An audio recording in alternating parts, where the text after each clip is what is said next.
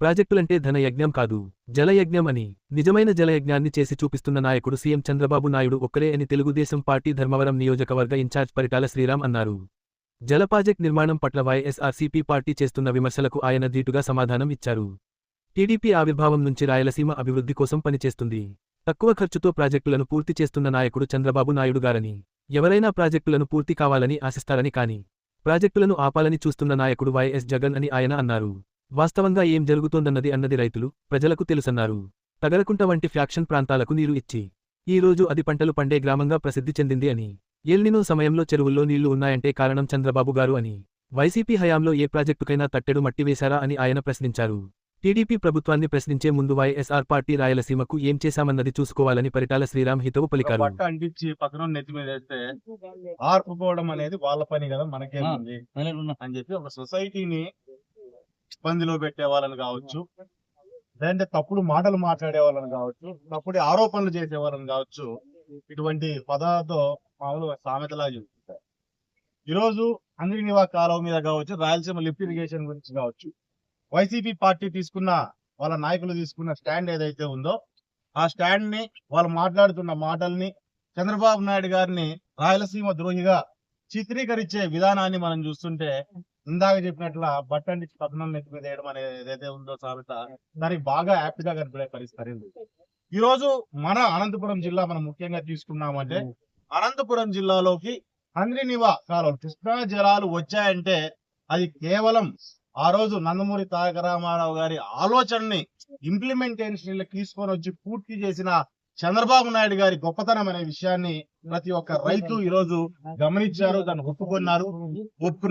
మరి అదే రకంగా అక్కడితో ఆపుకోకుండా అక్కడి నుంచి ఈ రోజు మడకశిర బ్రాంచ్ కెనాల్ కావచ్చు, అపర్ ప్రైనర్ ప్రాజెక్ట్ కావచ్చు, భైరవాంతిప ప్రాజెక్ట్ కావచ్చు, అదే రకంగా హెచ్ఎల్సి రైట్ కెనాల్ లోకి అంద్రినివా లింకేజ్ కావచ్చు, ఈ రకంగా అనేకమైన సబ్ ప్రాజెక్టులను తీసుకొని వచ్చి అంద్రినివా మెయిన్ ఫీడర్ ఛానల్ నుంచి చాలా వరకు ఈ జిల్లాలో ఉన్న ఈ అంద్రినివాకి దూరంగా ఉన్న చాలా ప్రాంతాల వరకు కూడా నీళ్లు తీసుకొని పోయి, ఒకప్పుడు తాగునీటికే ఇబ్బంది పడే రాయలసీమ ప్రాంతంలో అనంతపురం ప్రాంతం లాంటి వెనుకబడిన ప్రాంతాన్ని సస్యశ్యామలంగా మార్చిన గొప్పతనం చంద్రబాబు నాయుడు గారికి మాత్రమే దక్కుతుంది.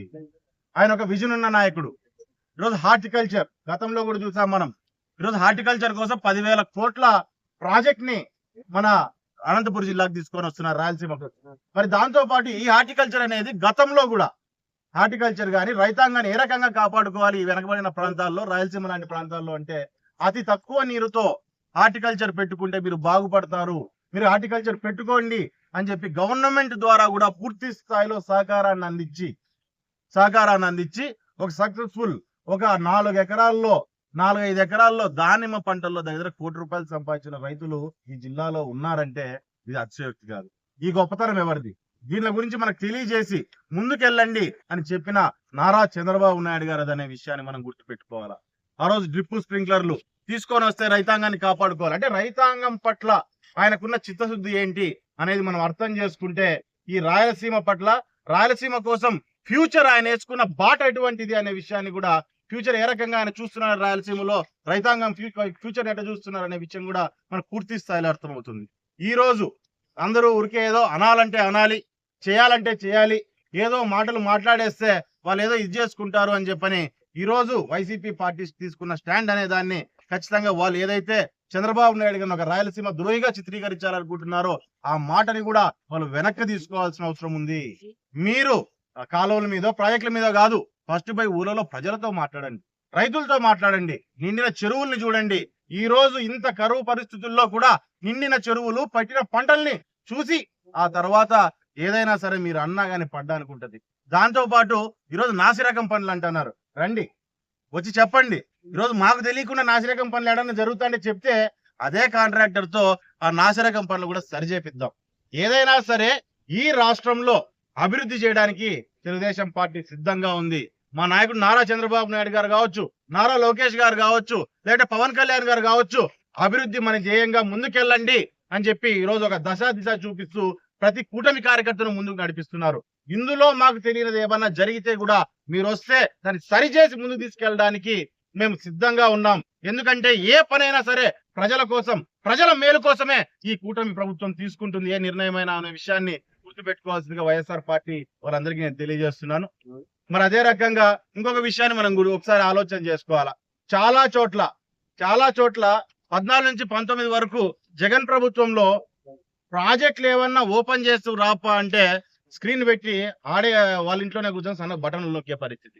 స్విచ్లు నొక్కుతానే 5 ఏళ్ళు గడిచేసినాం మనం.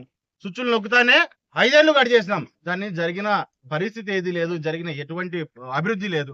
ఆ విషయాన్ని దయచేసి గుర్తుపెట్టుకోండి. గత 5 ఏళ్లలో మా నాయకుడిని మేము ఎందుకు అడగలేకపోయాం అనే నాకు తెలిసి మీలో ఆ ఫీలింగ్ ఎక్కువైపోయి ఈరోజు పక్కన వాళ్ళ మీద అనడానికి, పక్కన 10 ఏడవడానికి ఈరోజు మీరు ముందుకు వచ్చారనే విషయాన్ని అందరికీ అర్థమవుతుందని చెప్పి వైఎస్ఆర్ నాయకులందరికీ తెలియజేస్తూ, దయచేసి మీరు అన్న మాటల్ని వెనక్కి తీసుకోండి. ఈ రాయలసీమ అభివృద్ధిలో కలిసి ముందుకు రండి. ఏదైనా సరే ఈ రాయలసీమని కానీ రాయలసీమ ప్రాంతంలోని ప్రజల్ని, రైతుల్ని అభివృద్ధి పదంలో నడిపిస్తామని తెలియజేస్తాం.